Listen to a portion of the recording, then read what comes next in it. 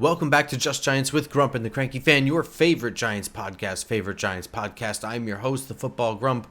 With me, as always, is Mike, the Cranky Fan, and we are back from Florida, back from Bobby's wedding, and we are still ready to talk Giants football despite all the fun times we were having. How you doing there, Cranky Fan?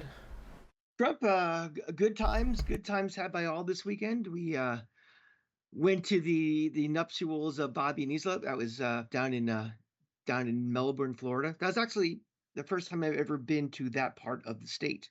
I lived down there for years, obviously, but I'd never been to the Cocoa Beach, Melbourne area. So cool times, good times, great wedding. Good to see, um, good to see the Talking Giants crew. So it was a lot of fun.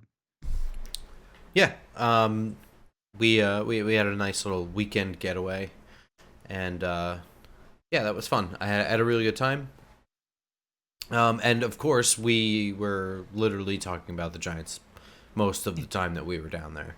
Well, most of the time we were. Some of the time we were talking about the amazing dance performance we saw from Justin and his. We've heard for years about his affection and affinity for Shania Twain, and is talking about how he loves her music and her songs so much. And we actually saw a Benadryl-ridden Justin basically clear the dance floor with his performance, and Yeah, I'm still pretty speechless. I'm rambling about it because I don't, I can't put words, can't describe what I saw. It that just that that was your first exposure to the real Shania, like uh, what am I trying to say? Like fandom or yeah, whatever embodiment. he's talked about it on the show. He's talked about it, at the tailgate, and the snacks playlist, which I'm a big fan of. But I always hear this one random voice, "Hey, put on Shania." Like, That what's doesn't going happen. on? And sure enough, there it was. The opportunity happened, and there is a video out there. I will pay top dollar to get a copy of that video, but it's pretty amazing. I think you could probably get it for free. In any case, most of the time that we were down there, we were talking. It's interesting how the Matt Stafford news was kind of heating up the whole time. Would have been absolutely. It would be so very fitting for news like that to crash that wedding. Having been down to the Senior Bowl while they're like rebuilding a staff and hiring GM and coach and stuff like that, I could totally have seen it. And we were kind of following the Stafford news the whole time we were down there. Yeah, I remember in Say by the Bell when Zach Morris would say timeout and everybody Oh would yeah. freeze when I went to say, I could definitely see right in the middle of the ceremony, Bobby yelling timeout, and all of a sudden we break into a 5-man weave, talking about the trade in real time with a podcast. So, fortunately for everybody involved, the trade has not happened yet, and we'll have our opinions on that very shortly. Well, yeah. So let's kind of talk about that. That's where we're at. Um, I guess it is appearing more and more likely. Not like definite or anything like that, but it's. I don't. There's no part of this that's like a rumor. Like this is an idea that they are actively talking about. Yeah, I think that's a big difference from likely. I think, if they're just discussing, I think it's smart that we're at least kicking the tires. Um, and the theory of having a Matt Stafford is interesting, but I'm going to die on this hill where this can't be the solution.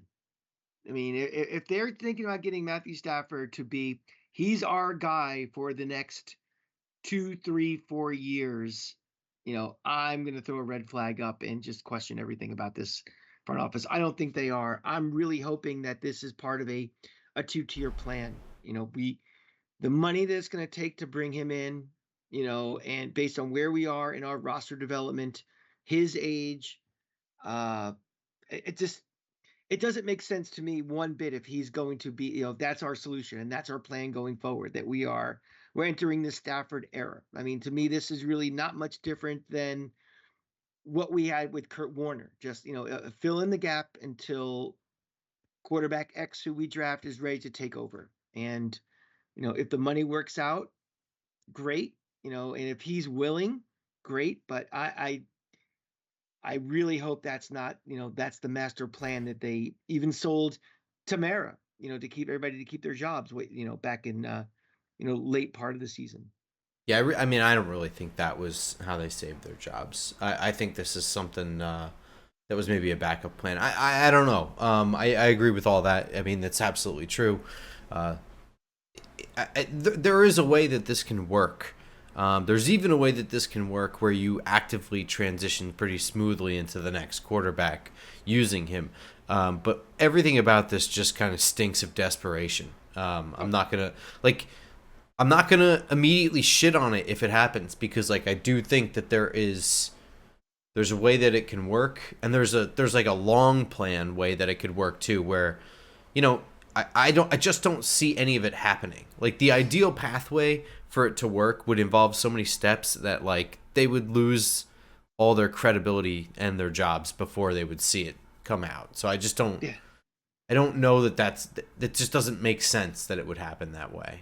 yeah, But and also the way I'm looking at this too, which I haven't heard a lot of people talk about, was we know what it's in it for the Giants, but what's in it for Stafford? Like, why would he come here? I know if it's because I don't think we'll be willing to give him the money that he probably wants with a restructured deal, whether it's extension or restructuring his contract. He's not going to win, this year, probably next year. So, he has options, and if and I'm, this is not going to be a trade where, it's kind of like a Luka Doncic trade where he gets a call in the middle of the night saying, "You've been traded." I'm sure this is going to be something that's going to be worked out between general manager and general manager and agent. There's going to be a lot of different facets to this to make whatever this happens in the next step to work. I just don't know why he'd want to come here. And unless there's something I'm really missing, this doesn't seem like an ideal landing spot for him. Unless what I feared is happening is like, well, he's our solution, and we are going to pay him, $50 million a year for the next 3 years and guarantee, and that's our solution. Which I really hope is not the case. well, again, I do think that you can pay him $50 million, and that's also not the solution. I think there's a pathway to do that. I think, well, I yeah, mean, he's but not going to come here for less. he's not going to come here for less. But also, I think at this So that point, what I'm saying is they know that. yeah. But I'm saying he's 38, 37, 38 years old. His window for on-field success is dwindling. We've seen it 100 times with these guys, and when they get older, that their efficiency and their success rate drops down. So does he have a better chance for success with Pittsburgh or Oh yeah, yeah. In that right, regard, yes, yeah. right, I'm just right. saying, in terms of the money, like that's he's not going anywhere that's not paying him that. That's the crux of his issue in LA. Of course, of So course. I mean, like, if the $50 million is, I mean, like that's a given. Anyone that's a player in this, that's what they're. Right. But I'm assuming there's gonna be more than one player in this besides us, and I'm thinking Oh, that 100%. Yeah, and yeah. those teams are going to be better than us. And I just don't. Again, I'm looking at it from the perspective of the players. Like, you know, is this a fit for him Well, I besides the mean, the money? other thing too is that like even if let's pretend for a moment because I agree with you. Let's pretend for a moment that like he fancies himself an egomaniac to the point where he wants to play in New York or some shit, and he doesn't care that like he'll elevate the roster. He'll be part of the solution. He'll bring this team to competitiveness. He's not worried about winning in New York, whatever. Um, I don't know. I don't remember where I was going with that, so forget it. Well, and one last thing about this too is he has played his entire career in domes. This would be the first time that he would be playing, ever in the as a home team, Oh, in the north and in bad weather. I mean, he played at Georgia. He went to high school in Texas. He played at Georgia. He played in Detroit. He played in the dome with the yeah, Rams. I know, and that's his home stadium. But it's not like he didn't play in the NFL since 2009, playing outdoors too. Right, but So he had I to. get, I get it, I He get had to. it, But he was I get choosing. it. I get it. But to me, that's such small potatoes. I hear what you're saying, but whatever. What I was gonna say is, even if he fancies himself an egomaniac that can elevate this team, even the stability structure over here is not appealing. It's not like he's going to a coach and a GM that are like halfway out the door. It feels like so. It's not even like he's like, yeah, the team's not good, but like the coach and GM are brand new and they're building this thing, and I'm gonna help them build it and then pass the torch or something. Like that's not the situation at all. And Like, also look at it in his weapons he has. He has one, Malik Neighbors. You can pencil him in. He's going to be here for the next couple of years. Then what do you really have like for stability, like for his wide receiver core? You have, okay, number two is Wendell Robinson, who's, nice, but he's nothing to write home about, relative to other, better receivers in the league. Darius Slayton, it probably is not going to be on this team anymore. The tight ends are so it's kind of like no, I get it. there's a lot of things a lot of things not in our favor from the quarterback perspective of that's attractive. Yeah, I mean, and I'm also, I don't know, I don't know, I don't know, I'm really not sure where I land on what I think is going to happen. Like, I don't think this is going to happen, but it's picking up more steam than I really expected, and I, I don't know. I feel like there's more steam he's moving on from LA. I just don't know about this team coming here. Yeah, that I could think be. yeah. In any other event, the combine is this week, and I am not like a huge combine watcher. I usually use combine clips and measurements and stuff to back up film and things. Like, I just mean that in a way where I'll not even pay attention to this now, but then like while I have a player's film up and I'm writing my thing on him, I'll have his combine clips playing and whatever. So I usually pay attention to it a little bit later. But just one thing I can't. It's really just bothering me. I don't know. I guess it's not. It's not that serious, but I'm seeing this being debated back and forth. And I think I just have like an old man take. I don't care if you're Andrew Luck or if you're Aaron Donald or I don't care who you are. I just don't like not participating in the combine drills.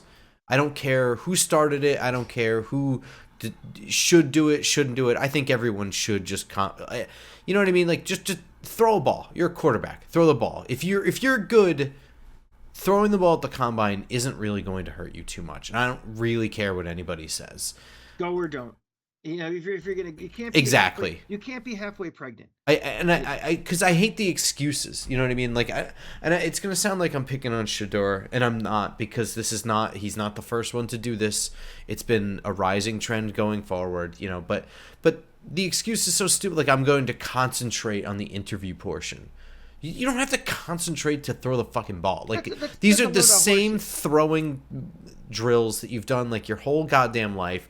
They're totally separate things. You worry about your interview thing. Like, you've had this whole off season too. Like, what are you focusing on now that you can't throw and also do the interviews? Yeah, I'm sure he's locked in a room doing debate prep or something. I mean, this is the guy that was all over the place for like Radio Row for the Super Bowl. He's been, he's on talk shows. He's ubiquitous everywhere right now. And it's also just like he also, and again, like, I'm not trying to just pick on Shadur here. It's something that just irks me in general. But it's like you said, just don't show up. Like, why are you at the Shrine Bowl and then also not doing anything at the Shrine Bowl? Because you want the attention of being there to actually having to do anything. I mean, it's headlines. If he just is out there, there will be a camera on him just standing there. And that's what these guys like. It's cool. They're trying to be too cool by not playing. It's kind of like LeBron not playing in the All-Star thing, but something, he wanted the camera around him watching the slam dunks and stuff. It's and especially for a guy like Shador, and I will pick on him a little bit because he has, there are people, and I'm one of them, who think that, you know, he's getting a nice ride because of his last name and who his father is and stuff. And you have to be better than that. You have to kind of overcome that perception. For someone like me, for example, I want to know that you are a serious person who is serious about their trade, will do everything it takes to, maximize themselves. And, not throwing at a combine where the whole point of the combine is to measure you and compare you and to showcase yourself. I think it's a bit of a red flag. It's not a massive red flag. It's not like he's at the strip bars at 6 in the morning or, just a horrible interview, but it's something that it's a data point that you don't want to have, that you're comparing all the data points for somebody. It's an unforced error and it's unnecessary. Yeah, I don't know. It's so weird to me and so anti-sports to be showing up to like a thing like that and just not That's participating but want to be taken seriously in it. that's today's star now. It's sad, but And again, it's Drake May last year. I really don't care. I don't care if you're consensus one overall. I don't care. The only thing, if you're hurt, fine. I get that. I'll re, accept that, of re, course. But remember, you're dealing with a college athlete now that feels I don't need to play in the bowl game anymore. I You mean, know, I'm just saying. it's all part of the same thing though. It's just, why would I play in the bowl game? You can say I'm not want to get hurt, but most of the time they say I want to focus on the combine, which is funny because some of those people then all of a sudden don't play in the don't participate in the Don't combine. participate, or they flame out and they do horribly in the combine. Right, right. Has Cam Ward, by the way, said he is participating? I don't believe that he is. Okay, didn't that fucker say that he was only going to play like the first quarter or the first half of the bowl game because he wanted to get ready for the combine or something? I don't remember. I believe so. You're probably right, but Yeah, I mean, I mean, again, I'm not following this super closely. I don't pay attention to the combine, and I'm not trying to pick on any one, but this is a particular. Shadur Sanders is a polarizing player. He is not throwing. People are debating it, and it's just my feeling is far beyond Shadur Sanders. It's just I can't imagine. You know, it's a perception thing. It's a perception because just something just you just go you there and have. throw the fucking ball. You know what I mean? I'm sorry. You're not hurt. Yeah, Go out there, throw the ball, and whatever. Like they're looking now of all times. There's more film available and over analysis of half steps here and there that like the combine, in my opinion, means less than it ever has before. the most important thing for the combine for me is how do these guys when they have their interviews with potential Mm, GMs and stuff. I think that's important. I want to get to know my. I want to at least, even if it's in a 15-minute or a half hour interview session, I want to know how this guy thinks, how he reacts to things, what curveballs I can throw at him. See, it doesn't tell you everything, but it tells you something. And again, it's a data point that you don't may not necessarily get. You're not in the practice uh, room with them in college. You're not in the position coaches room with them. And this is one way to kind of that you may not get necessarily by film or by going to the college day or something.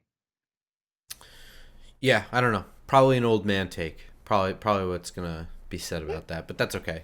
I'm fine with that. yep, cool. All right, so let's get to continuing our assessment of this Giants roster here. We talked about the quarterback situation at length last episode, and I'm going to go to my primary area of concern next, and that's the offensive line. So I was, recently on the Talking Giants with Justin and Danny King. We had to record, our flights were not coordinated to record an episode, so Yeah. Cranky was the odd man out because his flight was nowhere near the same time as the rest of ours. And it just didn't work. But we're going to expand upon a lot of what was said in that. I do think that was a really cool episode because we kind of prioritized. It's like our prioritization of the Giants' needs, and we were all pretty similar, but our ordering and Mm-hmm. Mm-hmm. methodology of fixing and all that stuff was slightly off and a little different. So that was interesting. But my main priority is this offensive line. So I'm going to piggyback a lot on what I said in that episode there. And I think you and I are pretty closely aligned on this stuff, right? 100%. I have a theory of how teams should be built, especially teams that are rebuilding as the Giants are right now. Um, I think you start with the ball being hyped and you build concentric circles around that ball and you build and you make sure that the most fortified parts are the places right by where the ball is snapped. So that means your offensive line, your defensive line, your quarterback, your linebackers, your safeties, right up the middle, as close to the ball as you can. And I think this team, over multiple GMs, has gotten away from that. It's great to get a Malik Neighbors. It's important to get good cornerbacks, but you know, the key to having an offense run is having time to throw the ball and to block for running backs. You have a successful defense by stopping the run and getting to the quarterback. That makes your secondary better and everything else. And I think we've gotten away primarily from that. And I think, my biggest pressing need right now are both lines. It's offensive line, the depth on offensive line, as well as on defensive tackle. And we'll talk about the defense later in a later show. But let's dive more into that offensive line issue. Yeah, so I don't think that this spot has been ignored by this regime. I think they've tried. Yeah. The drafting in the first year was clearly trying to help the offensive line. Not significant investments. I've given I could do a dissertation on that draft and my excuses for it being just kind of shoddy, but Josh Azudu is a third-round pick. It's some kind of investment. They also tried, sixth-round pick to see, and right guards, a sixth-round pick doesn't sound like they're trying to do anything, and you don't expect anything from it. But offensive linemen are kind of funny that way. You look through, and yeah, first and second-round picks dominate, but then you find all these like weird glue guys all across the league, and they're drafted all over the place. Really, like even like Dave Deal is almost a certified Giants legend, was drafted in like the 5th round or some shit like that. So I mean, like, I'm not saying a 6th rounder is a significant investment, but it was clearly the offensive line was a major priority for Joe Shane coming right in. Immediately extends Andrew Thomas, and they fucked up along the way, but they got right back to it last year. I do think that they had a moment where they went back to the drawing board and realized that they got away from it after they won a round in their first season. And Joe Shane went out and bought a whole bunch of starters. And I think that was the right move. You know what I mean? Like, you put established veterans in front and protect your quarterback. You can't live that way forever. You do have to draft homegrown talent.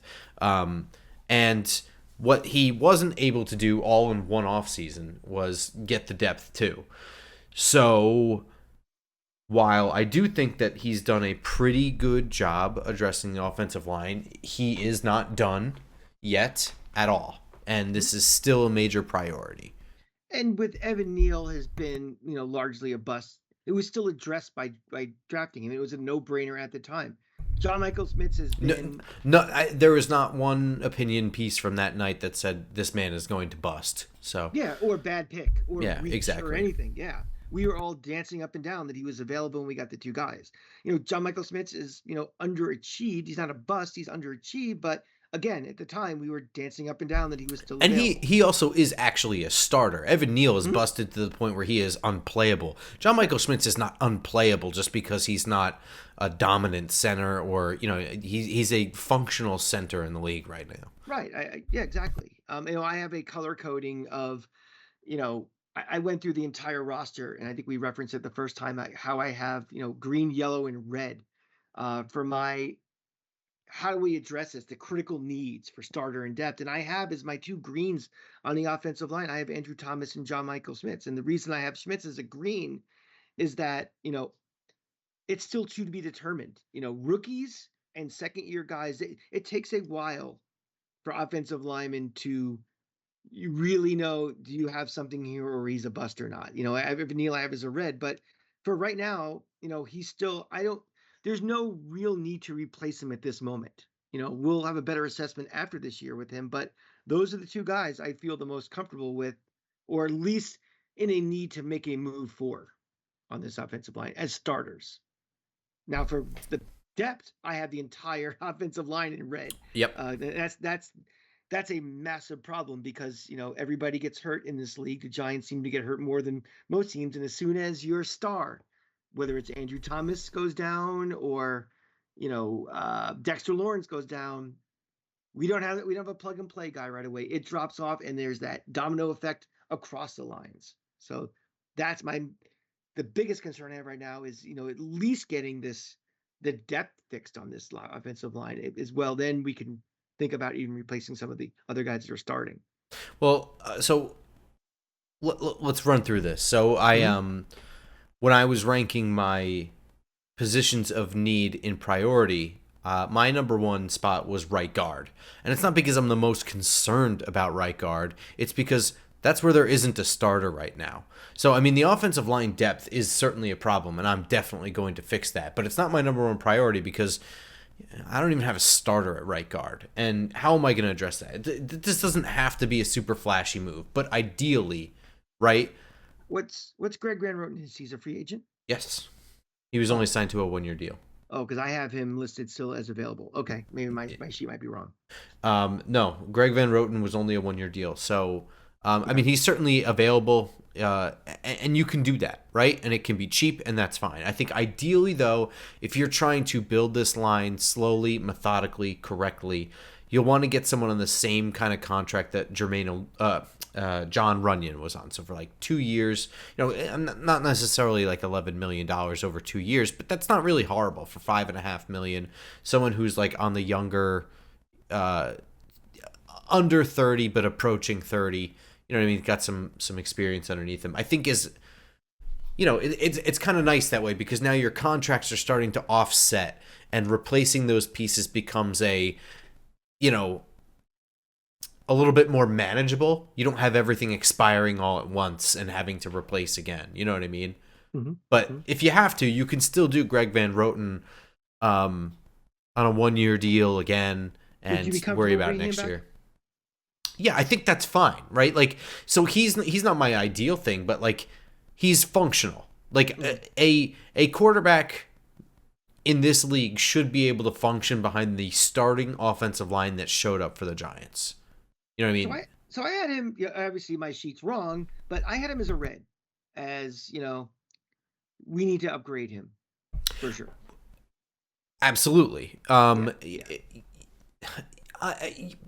Do we have to upgrade him for sure? Yeah. I mean, like he was a band aid piece, but he's also still the same band aid that he was last year. So he Yeah. can continue to band aid. Like I said, like that's not my ideal solution, but that's a solution. But they have to figure something out because Yeah. on top of this right guard situation at starter, the guard depth is it's just a mess, right? Like what they have right now is just Josh Azudu, Jake Kubis, Austin Schlottman, and I'm gonna throw one more in there, right? Because in this scenario, I'm a little bit in charge. I'm throwing Evan Neal in there. I'm giving up on him at tackle at this point. I've got Mhm. one more year of him for not cheap, but I've got one more year of him under contract. I'm throwing him in. I mean, give it a shot, right? I am pretty sure at this point he can't play tackle. We have seen, tackles on this team in the past who move on to different teams and they move them over to guard and they do pretty well. Look at Eric Flowers, for example. It looks like a quickness thing. It looks like a balance thing. It looks like he's thinking so much that he doesn't get his hands out sometimes. So it's still a mess. Maybe a better coach, maybe a better team, he would have been a better tackle, but I don't care. I'm my team. He's under my contract. I'm moving him inside the guard. Fuck it. I can't do it, and I'm not letting another team do it while he's under my contract. So he's gonna become a guard now. And For another reason too, it's also less of a distraction because he is a distraction on this team. What are we going to do with him? yeah. And for a team that has taken a lot of public relations hits by how bad it is taking one thing off the like, oh, we're going to try and make guard. At least that's one less thing people are going to bitch about. Yeah.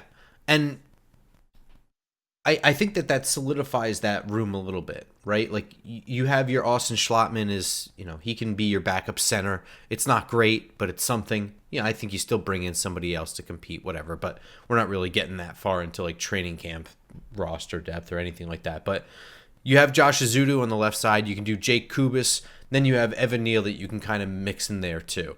Mm-hmm. And I think that your depth is okay at that point. I think this is the last legs for Josh Azudu and Evan Neal, right? Like this is Agreed, it. for sure. I think I feel that both of them have an equal chance at getting another contract with this team, though. And the reason I say that is because neither of them's really played guard here, and I don't understand that. Because one of them is a guard, but he's only played like left tackle. So I think that Josh Azudu, if needed to play left guard for a couple of games, could plug in there and be like, oh, you know what? Coming off the bench for one game, that wasn't so bad.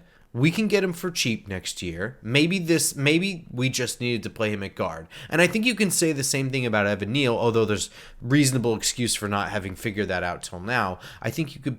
There's a chance that that's just where he is at right guard. So these guys have now played for two offensive line coaches with the Giants, right? Yes. And neither of them have moved him really over to guard. So does that say something? Well, no, I don't think so, because they didn't have. I think there's reasonable excuse for not having moved Evan Neal over to guard when he. The first time, okay, I mean, you only have, yeah, exactly. This is the first year with a new coach. You give him that shot, right? Yeah, that's fine. With Josh Azudu, I think it's just because they didn't plan for an option. Mm-hmm. I don't know. Also, you know what I mean? You have an offensive line coach coming in, but who's the one stubbornly saying that they see him as a tackle? Is it the coach, or is it the guy who scouted him or something like that? It's the offensive. I don't know. Player? Could it possibly be the player? Like, listen, I'm a tackle. Maybe. I don't want to go there. I don't want to go there. And then an agent calls and says, I don't want this to happen. Who knows? All that type of stuff. So I think that you can get by with the depth this year, but again, like, I would love to address the offensive line every single year with every single draft pick, etc.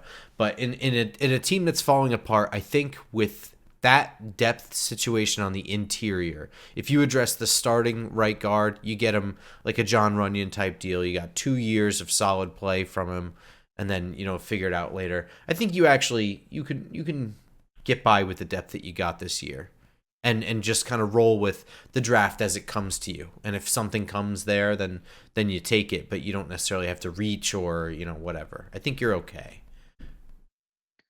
So the second big need, then obviously, is we need a swing tackle. And that's how I had my priority list. I went straight from right guard to offensive tackle. Mm-hmm. Because something, Andrew Thomas, as great as he is, he doesn't give you 16 or he doesn't give you 17 games anymore at all. He's missed.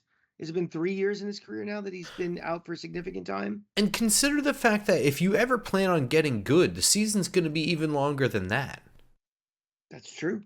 That's very true. Yeah, and so I don't know. I have this.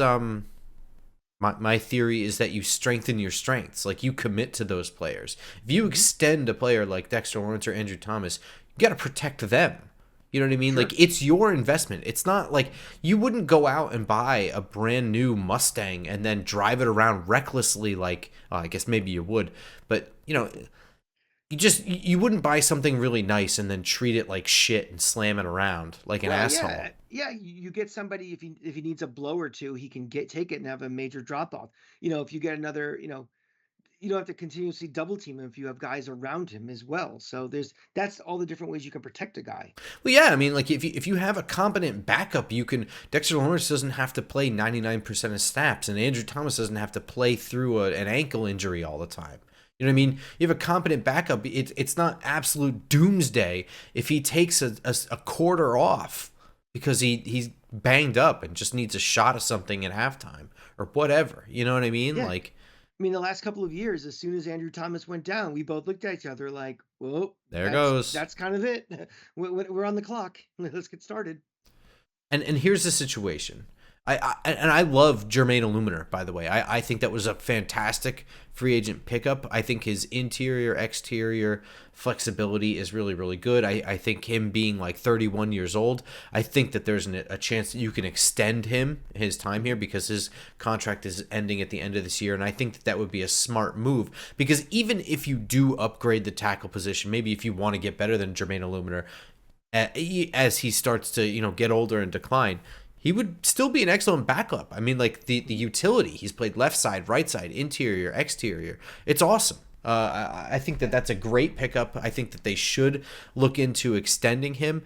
But the fact of the matter is that they have no depth at tackle, Yeah. zero, because Look, I'm not counting Evan Neal.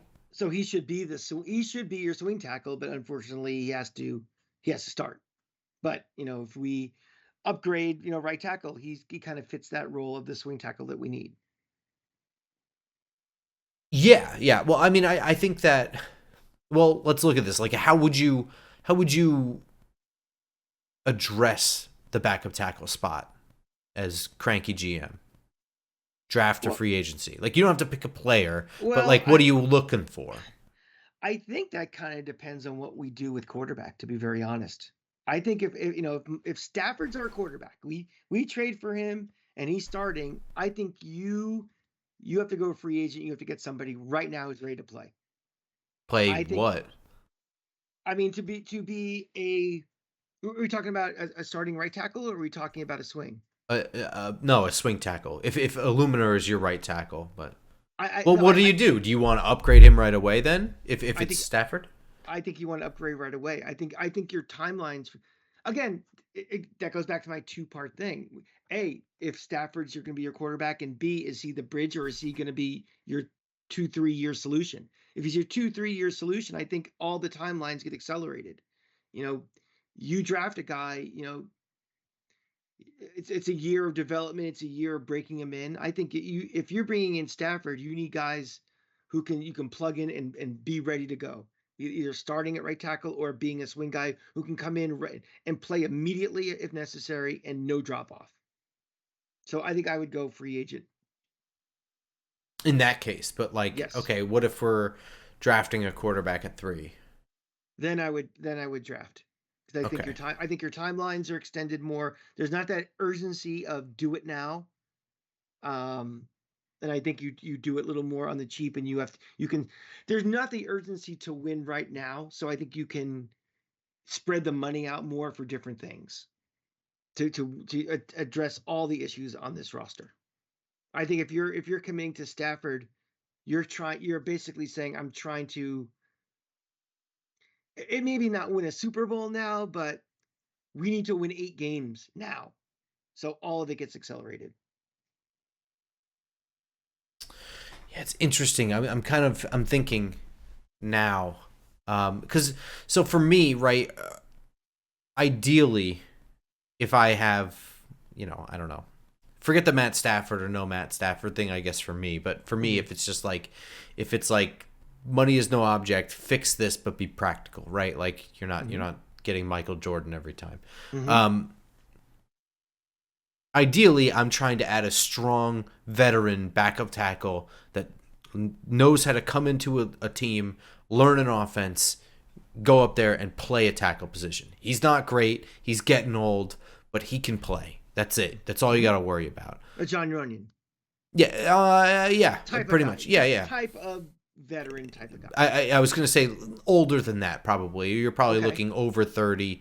Because John Runyon to me and Jermaine Illuminar are in that sort of same patch where he's 28, the other's 31. I'm thinking somebody who's got like 33, probably ending his career in the next 3 years, but he can play.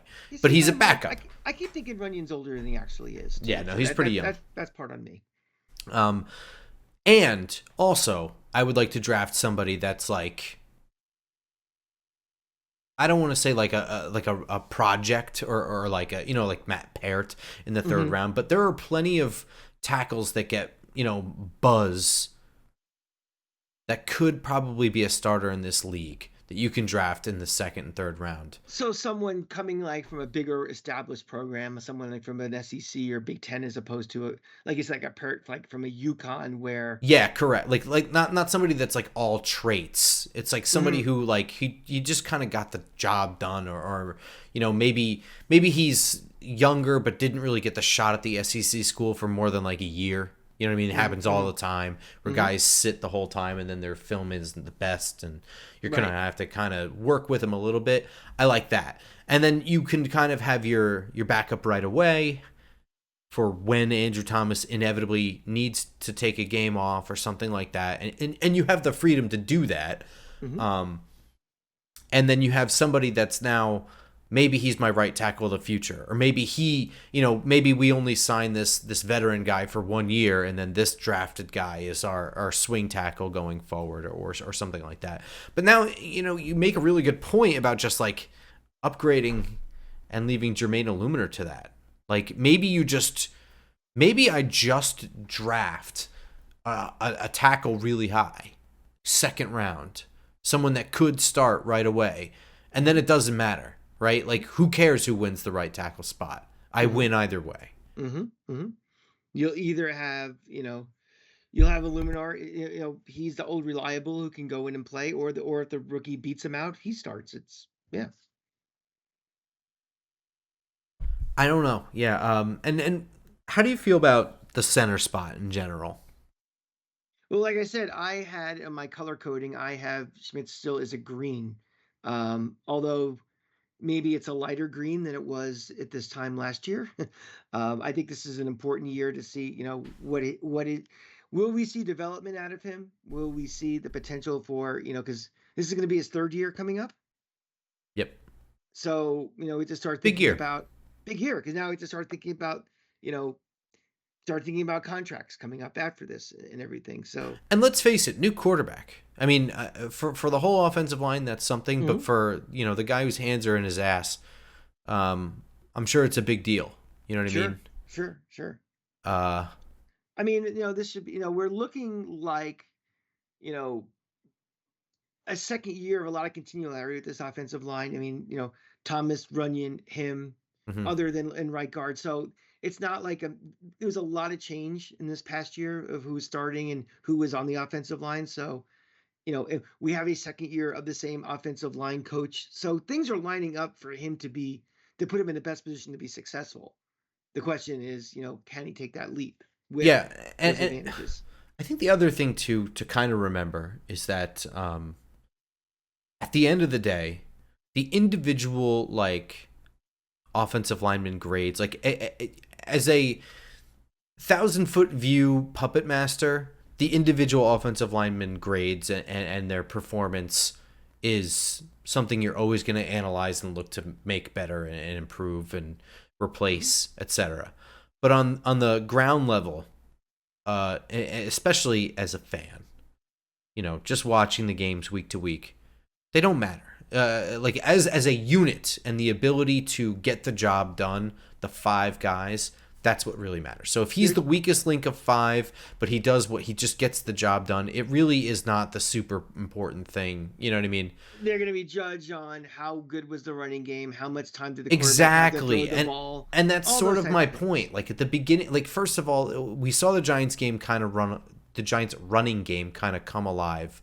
I mean, like Tyrone Tracy was really ripping off big chunks of things, and I think that even the pass blocking was not horrendous. Like I mean, nothing was perfect. It's not a good team. It wasn't a good year. I'm not going to try and shine up a turd and pretend, but I don't think that you can look at last year and be like, you know, it really, if the offensive line could just block a guy, maybe we could find out if this team like that really didn't feel like it at the beginning And, of last year before people started getting hurt. and even like with the running game, like, it was always going to be viewed with the lens of Saquon was here last year, he's gone, and look how great Saquon is now. So it's always going to distort your perception of what we have But there here. really wasn't, and that's the thing, is that there really wasn't a whole lot of um I mean, you could rub Saquon Barkley's individual statistics right into it, but you couldn't really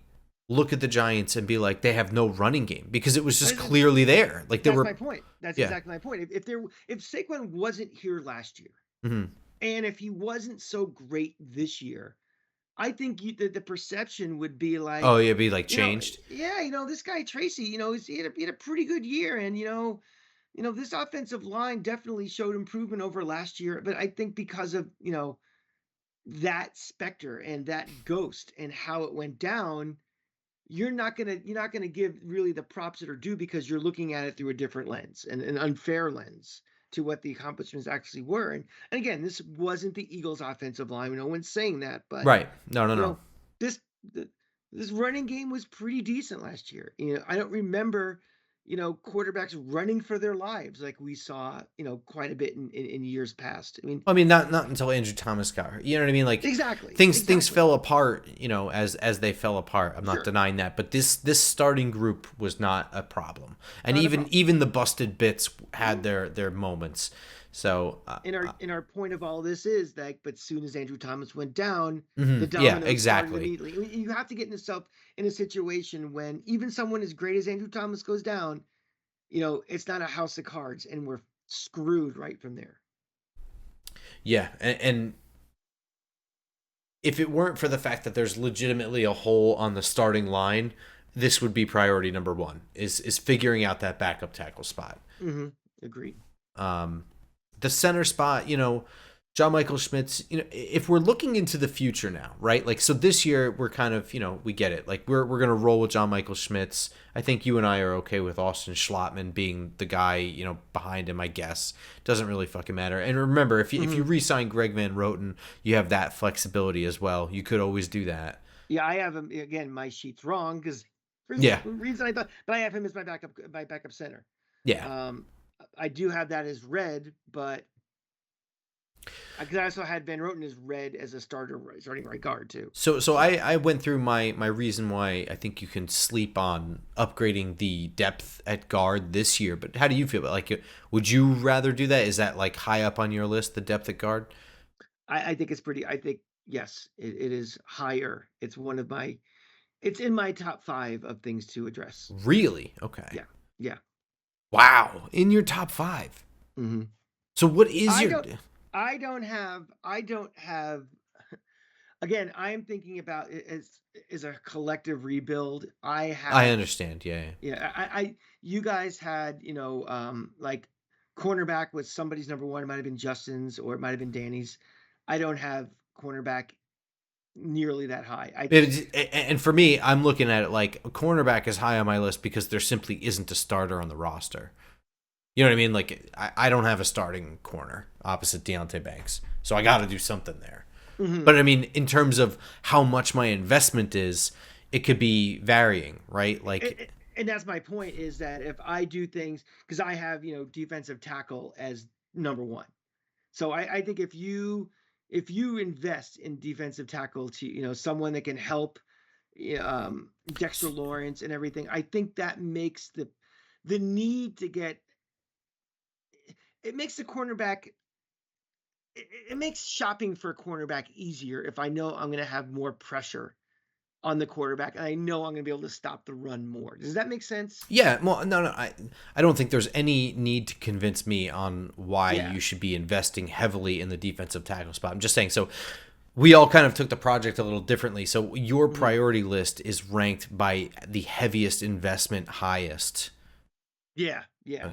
Whereas for me, it was I was looking more like step back as I'm building, like in what order must I get things done this year versus in the future? Like, I cannot ignore right guard because I don't have a starter.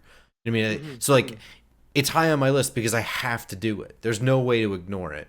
And because I prioritize the offensive line more than, the defense or the secondary, Yeah. See, I had it higher up than corner. So it was like right guard, offensive line depth, then corner, then defensive tackle, and then I forget what the other one was. I'll tell you Wide something. receiver. Yeah, it's something I have on my list too that I think needs to be addressed. It's place kicker, and I said that. You remember Oh yeah, yeah, yeah. we talked about that earlier in the year about needs, and I'm like, don't forget place kicker because you know, Oh, I don't forget that. I mean, I have, but yeah, I that's still easy saved money right there, man. And it people are gonna get so annoyed, but I guarantee you.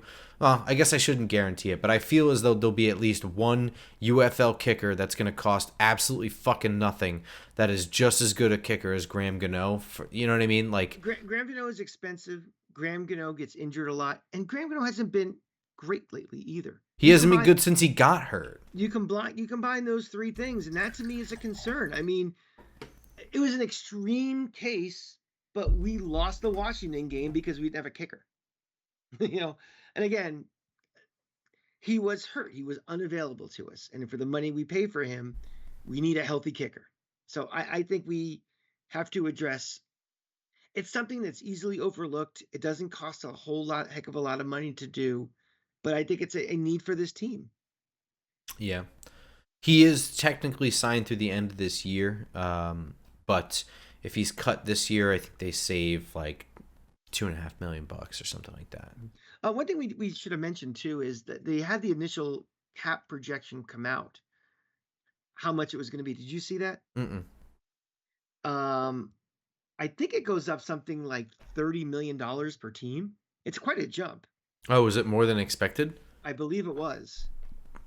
Um, you know, I don't really know how that affects things. You know what I mean? Does that just like spread out? Does that just balloon up the market? You know what I mean?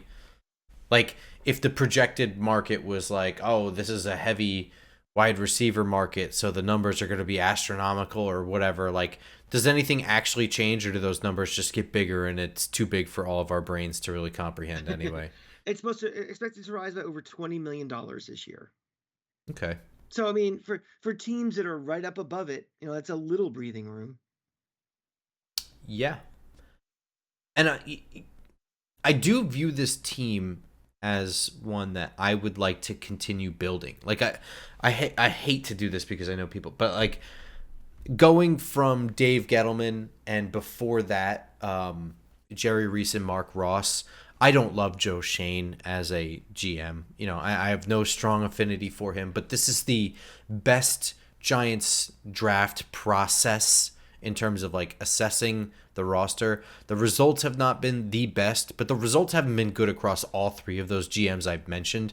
And I think the smallest sample size has been Joe Shane, and he has gotten some things right pretty well. One of my big things I used to complain about this team almost as long as we've been doing this show is this is not a modern team. Like we don't have we Exactly, never yeah. had a modern offense. We didn't have a modern, front office who assessed talent the modern ways. And at least we're kind of been brought to the 21st century. Right. I'm not making the argument that that's the case to keep him. That's not the point I'm trying to make. Yep. The point I'm trying to make is that of those last three GMs, I do think that this process is correct. I agree with it the most. Again, results were not the best, but I'd like to see the sample size get bigger because I think last year was good, and I think it was the first time that they were really able to make correct decisions because it Yeah. was the first time that they had a full staff together and they were united in the correct goal of building the roster. Whereas the year before, they were all distracted by trying to win, and the year before Uh, that, they weren't a complete yeah. staff. But I'm more in love with the concept of giving the GM time than being in love with the GM. I'm like you. I could take Shane or leave him at this point. Probably, if I had to gun to my head, say move on. But I also think you need time. We are trying to do a major shift with this team. He came in with cap issues, a funky roster, and it's not easy on a dime just to you know have a contending roster. We had to churn this roster. We had to get under the cap, all these different things. Okay, some of the decisions have been made. We've whiffed on things, and you know the drafting hasn't been great and all that stuff. Whatever. But I still think you need enough time, you need enough data to make that decision. And I think we will know for sure that what the right decision is going to be after this year more than we would have after last year. yeah, and I think like part of it too is that like I don't think it's in his philosophy as a GM to use the draft to plug holes. I think when Mhm. you inherit a bad team, you kind of have to play whack a mole with that, and you really have to hope that you land on some of them. And to not land on Evan Neal is such a shot to the nuts, and it's not really his fault. You know what I mean? Like, I'm not trying to make excuses, but like, I don't think that he wants to draft so that guys are playing right away. I don't think that's like his goal. So, like, Remember, GMs don't play, yeah. GMs don't coach. It's y- you draft and then you say, okay, coaching staff, take this guy and mold him, get him ready. and you tell the player, okay, player, I just drafted you. You got to have it, up here and right here to be successful. And those are things that GMs can't do. Yeah. Um, where was I going with that? With the Joe Shane thing? It sounded good. Well, I mean, I don't know. We're talking about the cap. Yeah, like I think that you don't want to be like it's good because I think that you want to be spending money on your immediate play guys and use this draft to build.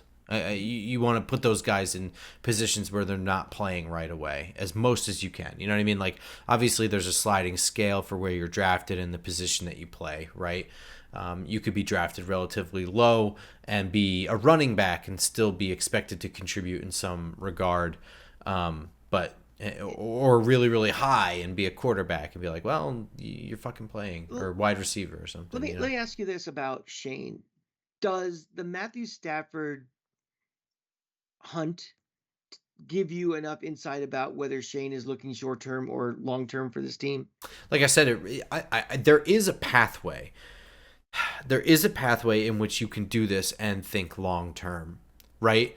I do believe that, but everything about this just smells like desperation to me. That's the thing. And the shitty thing about this is that I'm a patient guy now, but like for the pathway of Matthew Stafford being the long term vision, so much time. Like in my mind, the most perfect way that this works is like, not that long ago, it was like a relative consensus. It was not a hot take or frustrating opinion to say like, oh, this is not a great quarterback draft. Cam Ward is really unproven and Shedeur Sanders hasn't really done jack shit. Blah, blah. It was like a very common opinion. So the idea of passing on this draft for a quarterback before you know the draft order, but the idea of passing on this draft to go to next year was an incredibly popular opinion. To the point of annoyance, where people were talking about Arch Manning, who hadn't done shit. You know what I mean? Or may not even declare because he's not a senior next year. You know what I mean? So all of a sudden, like, this conversation's flipped. Like, you just can't walk away from this third overall pick. Like, I don't know. I think you can. Like, I think Matt Stafford's not going to cost the third overall pick. I think he's going to cost something less than that. I think that someone wants Travis Hunter bad enough that they'll take him inside of 3, or they'll trade up to 3 to get him, or Abdul Carter. And it really stinks that you have to do this, in my opinion. But the way to do this is to take that trade down and acquire a first-round pick next year so that you've got 2 and hope that the team... I mean... you don't have to, this is like an optional part, but it would be nice if the team that you traded with also continues to stink so that it's, picking nice and low. You can package up your ones and move up and get a quarterback then. And you package up anything else that you have and you need. And if that's your quarterback of the future, then yes, you go out and you get him, and then he can sit behind Stafford for like half of a year still in 26, whatever. That's kind of like double down on your bet that these quarterbacks aren't that good. It's like, not only do I, don't want to draft him, I'm going to let you draft him. So then hopefully he'll stink again. So that pick is, put in a position to. Well, Travis Hunter doesn't play quarterback. In my scenario, I don't think you're really passing on a quarterback. Do you think anybody's going to trade up for Travis Hunter? I mean, I think a team like the Jets would trade up to get a quarterback. I don't know if anybody's trading up to get Travis Hunter. I think someone will trade up to get a quarterback. And we don't know which quarterback they prefer. They may not even like Shedeur Sanders. Like, in all of this, this is, like, completely forgotten, too. Is that, like, people are talking about what needs to happen and what they need to do and whatever.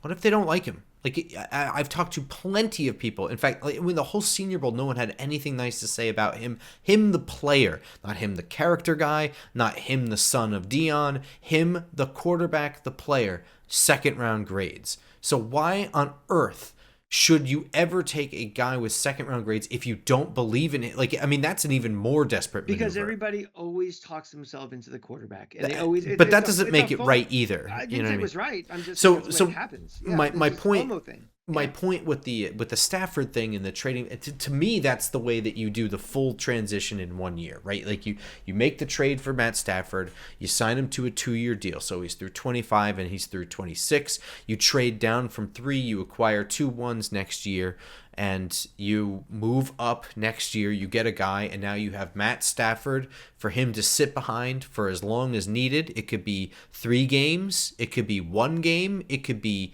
8 games. I don't know the caliber of quarterback and how long it's going to take. And I guess it depends on how much you're winning. But to me, that's the way you do it. But how do you sell to a fan base Well, that's that you are not in any way trying to win now, but you just traded for Matt Stafford and then traded down from 3, and then you have to reveal your vision to them a full year? I just don't see it happening.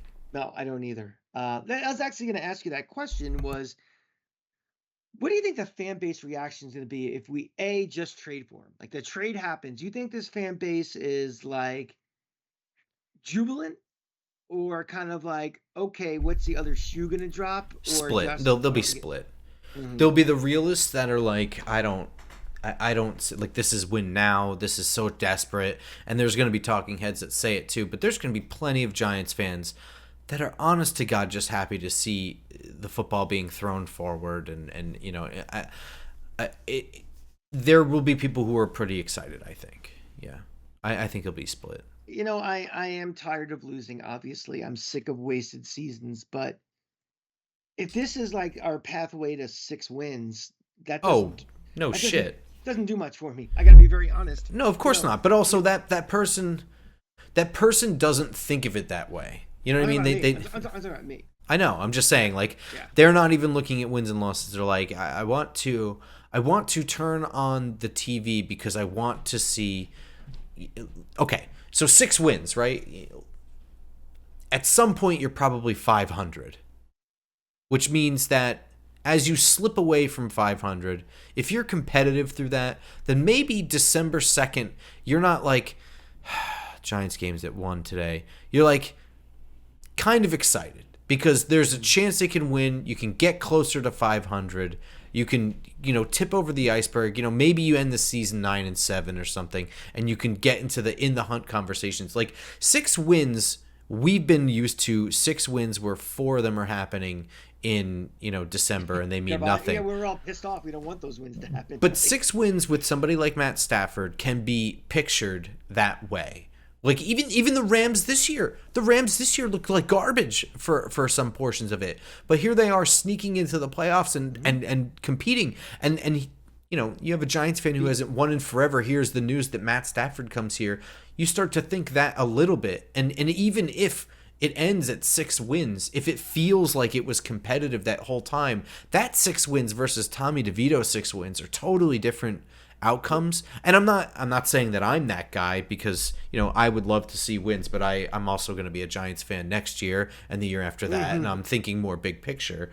But right. I can sympathize with that. I don't think it's crazy either. What do you think, Stafford? If you replace Daniel Jones / Drew Lock / Tommy DeVito with Stafford last year, all other things equal, what do you think? How many wins do you think this team has? I don't know, because I think last year was You think this team is still like a? There are deeper. No, I think they're better than that. I mean, there are deeper problems. I'm not going to sit here and say that the quarterback is the only reason that team fell apart last year. That's lying. Mm-hmm. But they made significant strides, in my opinion, in places all over. And I know the defense is like a whole other conversation, but I'll say this until I'm blue in the face, is that a lot more pressure is off the defense to perform when your offense scores points. So when you're scoring 30 points, a team that was leading the league in sacks at the beginning of the year and through almost halfway, I think could have performed better than they did last year on top of everything. So, but yeah, for sure, better. I think they're a better team. Probably could have been better because we would have had leads and they would have. That's what I'm saying. More, and you can pin your ears back more. You can pin your ears back. You just have freedom to do things. It's not all on you to make a stop every time. Yeah. You know what I mean? You're up by 3 scores. You don't have to let it get to you that they scored a touchdown. Right. Or just the fact if they tie it up, it's not the end of the world because you have an offense that Yeah. might actually get into field goal range. And again, I said all other things equal because that team still would have had Andrew Thomas being out for, good part of the year and Dexter Lawrence getting hurt and all the other things that happened to this team too. Of So, course, that's what I mean. Like, yeah, yeah, there's going to be there are deeper problems than just the quarterback position, but yeah, Matt Stafford going in there changes a lot of things. sure. So, yeah, I mean, we'll see. I don't think it happens anyway. So we're spending a lot of time talking about I, something I don't think it's gonna happen. I, well, I mean, it's a good thought exercise. It's I mean it's gaining Replace steam. I'm Stafford, not forcing it. replace Stafford with quarterback X. I mean, it's good to assess what we should do in this type of scenario. Getting a guy on the back half of his career who still has some miles in the tank, but it comes at a cost and different things. It's the trying to steal wins now type thing. And I think it's a good exercise to have anyway, just to, what you would do, what do you think we'll do type of thing. So Yeah. I personally don't think he's coming here. I think it's heating up where conversations are happening, but gun to my head, I don't see it happening because I don't think he wants to come here. Yeah, I agree. And normally I would say he ends up going back to the Rams, but I think that door might be actually shut, but he'll find somewhere else to go. I think that was shut last year. I think when Yeah, I he agree. didn't get the money he wanted, I think it's, I gun to my head, again, I use the thing, well, he's been playing in domes all his life and blah, blah, blah. I think he ends up in Pittsburgh. I could see him going to Vegas. It's not even that far. It's true. It's a dome. Yeah. So, I don't know. We'll see. Yeah. In any case, we're going to wrap up the offensive assessment next week. We're going to go through the skill position players, the running backs, tight ends, and wide receivers. And then soon throughout the coming weeks, we'll flip over to the defensive side as well. Without a quarterback conversation dominating that side of the ball, I think those are going to be a little bit quicker. I think we're probably going to do, front four trenches talk and then probably just back seven. And we're only looking at the calendar 2 months away from the draft. So Yep. before you know it, we're going to, like I say, it's combine week this week. Then there'll be, I guess, college days and pro days coming up. And Yeah, we're going to have to dip into the draft as soon yeah, as this is up. we'll have to So, make our guesses next week too, which is the quarterback that all of a sudden no one's talking about now that's going to be a top 5 pick Will in two Howard. months. Will Howard. Okay. Yeah, I could see it being Will Howard. I think I might agree with you on that one. I'm not. I didn't even look at a list. I could just, I don't know, whatever. I could see Mm-hmm. it. Mm-hmm.